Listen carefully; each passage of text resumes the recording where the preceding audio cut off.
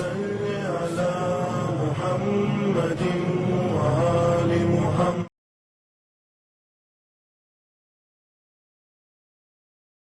السلام علیکم ورحمۃ اللہ وبرکاتہ. پروردگار عالم سے دعا ہے کہ جہاں بھی رہیں آباد رہیں، شاد رہیں. ہم اختتامی مراحل میں اب رمضان مبارک کے داخل ہو چکے ہیں، آخری مراحل کے اوپر الحمدللہ چل رہے ہیں. ہم نے جیسا کہ آپ سے وعدہ کیا تھا کہ وہ 3 سورے جو پڑھے جاتے ہیں وہ ان سوروں کے سلسلے میں تھوڑی سی گفتگو آپ حضرات کی خدمت میں بیان کروں گا کہ اس کے پڑھنے کا ثواب کیا ہے اور اس کے پیچھے راز کیا ہے. یہ اس کے اندر میں آل محمد علیہ السلام کے بڑے فضائل جناب موجود ہیں، اور اسی لیے کہا گیا ہے کہ اتدبرون القرآن، تم قرآن میں تدبر کیوں نہیں کرتے، تم سوچتے کیوں نہیں، فکر کیوں نہیں کرتے. خالی صرف دوڑا کے پڑھنے سے تو کچھ نہیں ہوتا نا، بلکہ اس کو سمجھنے کی کوشش کریں. اولی الابصار اللہ نے آنکھ والوں کے لیے دیا. یہ اندھے جو ہیں وہ حافظ بن سکتے ہیں، مگر ہاں سمجھنے کے لیے اللہ نے آنکھ دی ہے، اس کو سمجھیں. وَرَتِّلِ الْقُرْآنَ تَرْتِيلًا، قرآن کو ٹھہر کے پڑھیں، دوڑانے کی ضرورت نہیں ہے. کہتے من قرأ، رسول اللہ صلی اللہ علیہ وسلم ارشاد فرماتے ہیں سورہ روم کے سلسلے میں، من قرأ، جو قرأت کرے سورہ روم کی، کان لہ من العجر 10 حسنات بعدد کل ملک یسبح اللہ بین السماء والارض وادرک ما ضیع فی یومہ ولیلتہ. کہتے ہیں کہ جو بھی قرأت کرے گا سورہ روم کی تو اس کو اجر ایسا ملے گا کہ 10 حسنات بعدد کل ملک یسبح للہ بین السماء جتنے ملائکہ ہیں جو تسبیح کر رہے ہیں اللہ کی اس آسمان پر یا زمین پہ. کتنے ہیں؟ ذرا گن کے تو بتائے، ذرا سوچ کے تو بتائے، ذرا دیکھ کے تو بتائے. اس کی کوئی تعداد معین ہی نہیں کر سکتا ہے اس دنیا میں. اتنی تعداد ہے جناب اللہ کے ملائکہ کی.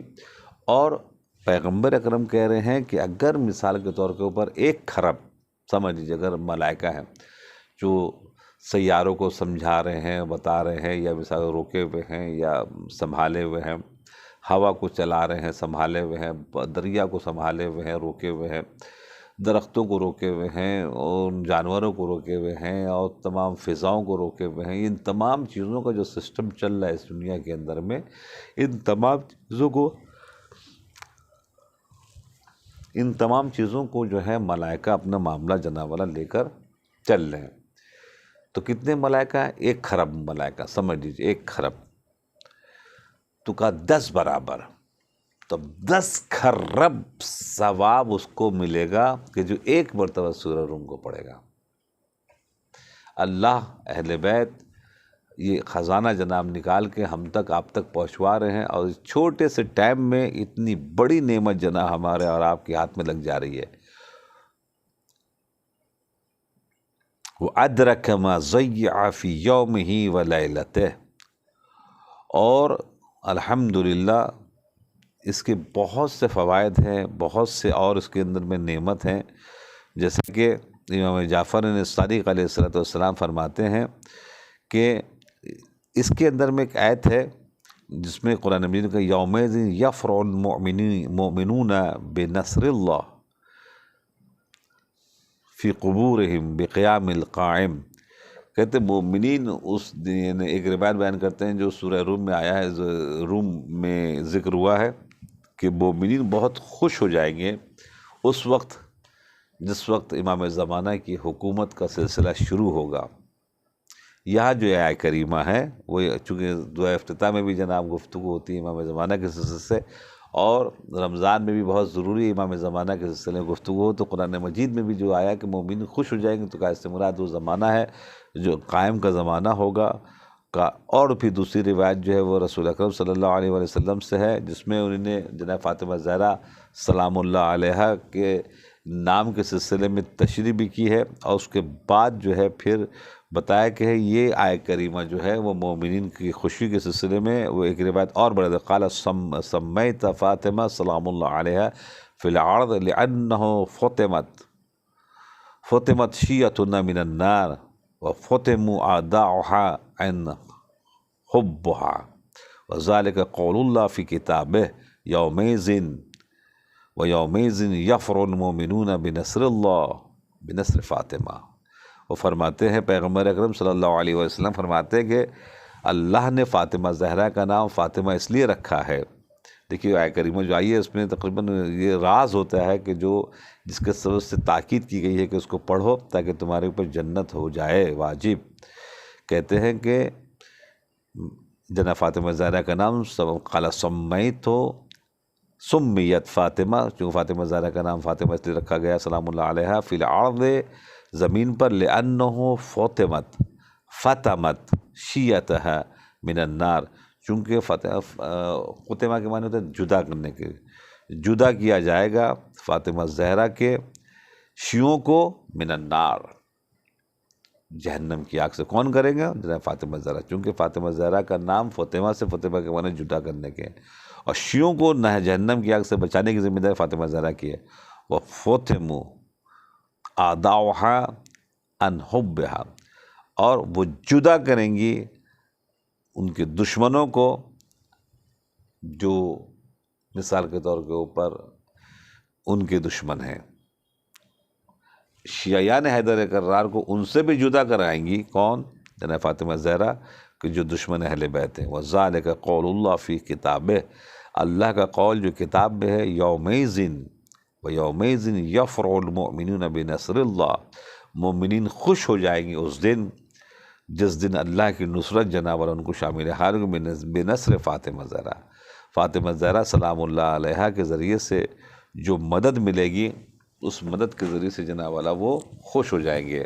اب میں نے جیسے آپ سے کہا تھا کہ شارٹ گفتگو کروں گا تاکہ آپ حضرات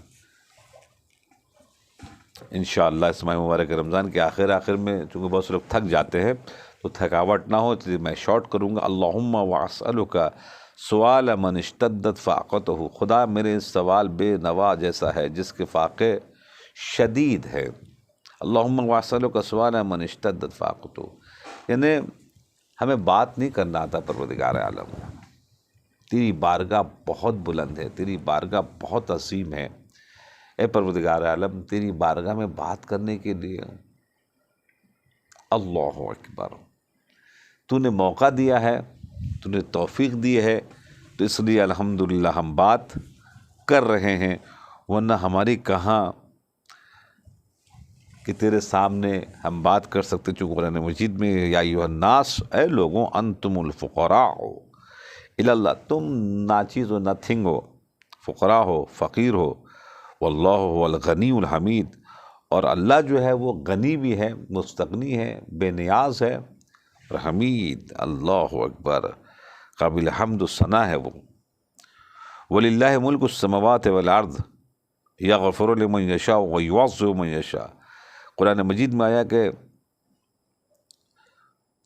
دنیا میں سب کچھ جو زمین پر ہے یا سب کچھ جو آسمان ہے، وَلِلَّهِ، اللہ کے لیے، اللہ کے لیے، اس کے سامنے ہماری کیا مجال، کیا اوقات، کیا حیثیت۔ لَهُ مُلْكُ السَّمَاوَاتِ وَالْأَرْضِ يُحْيِي وَيُمِيتُ وَهُوَ عَلَى كُلِّ شَيْءٍ قَدِيرٌ، کائنات میں جو بھی کچھ ہے وہ سب اس کا ہے، اس کائنات میں جو بھی کچھ سسٹم چل رہا ہے سب اس کا ہے۔ یحیی، وہ حیات دیتا ہے، وہ یمیت، وہ موت دیتا ہے، اور وہ ہر چیز کے اوپر قادر ہے۔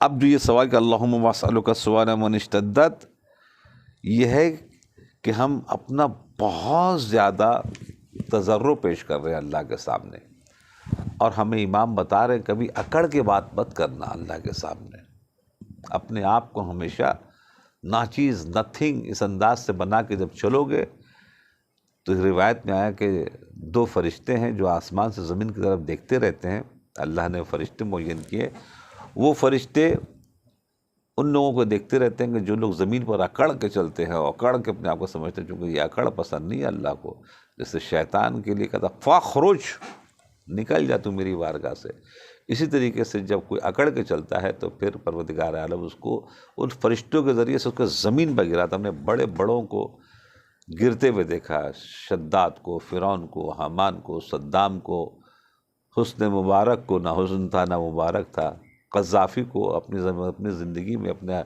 اس دور میں دیکھا گرتے ہوئے، بش کو جوتا کھاتے ہوئے دیکھا، تو آپ نے غور فرمایا، تو جو غرور کرتا ہے اللہ اس کو یہی پہ اس کی ناک رگڑوا دیتا ہے چھوٹوں سے، اور جو انکساری کرتا ہے اپنے آپ کو بہت ناچیز سمجھتا ہے تو پروردگار عالم اس کو بہت بلند کر دیتا ہے، جیسے کہ امام خمینی رضوان اللہ تعالی علیہ ہمیشہ کرائے کے گھر پر ہے مگر الحمدللہ کیا عزت ملی ہے۔ اسی طریقے سے آقا سستانی کی عزت دیکھ لی، پوری دنیا کا جو سب سے بڑا پاپ ہے وہ جناب ملنے کے لیے آتا ہے۔ تو آپ ایک مرتبہ اللہ کے سامنے جھکیں، اللہ آپ کو دنیا والوں کے سامنے بلند کر دے گا، اور جو نہیں جھکتا اللہ کے سامنے تو پھر اس کو چھوٹی چھوٹی چیزوں کے سامنے جناب جھکنا پڑتا ہے اور ڈرنا پڑتا ہے۔ جو اللہ سے نہیں ڈرتا وہ سب چیزوں سے ڈرتا ہے۔ آپ نے ٹرمپ کی شاید بہت سی ویڈیوز دیکھی ہوگی جس میں ٹرمپ جو ہے بھاگتا ہوا نظر آ رہا ہے، کبھی کبھی کہیں، کبھی کبھی کہیں، کبھی کہیں۔ کیوں؟ اس لیے وہ ڈرتا ہے، موت سے ڈرتا ہے۔